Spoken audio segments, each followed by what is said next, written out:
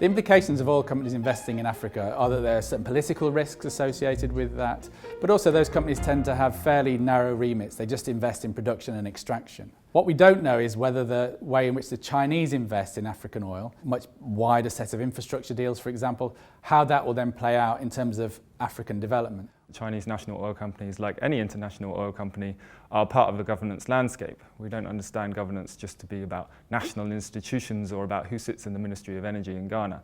But it's really a transnational process to govern oil. We have to take a case study approach which looks at each country and each oil company and look at the interactions between the two. So for example, in Ghana, you have one oil company that's been investing in a gas project and you have a democratic state. So that creates one particular scenario.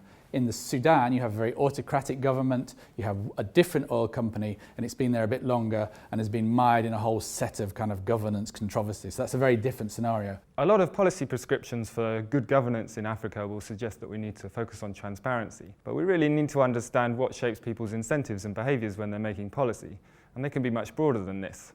We really have to account for the power relations that were important in deciding who would capture value, who would win and who would lose from those investments. What we know about Chinese investment in terms of governance is that they have invested in countries that other countries wouldn't touch, what are called pariah regimes, so Sudan and Angola to some extent. But they're also investing in more democratic countries. And the key is that those different types of political systems will shape the way in which those contracts and investments play out. We think we know about how Chinese firms in the oil sector are operating.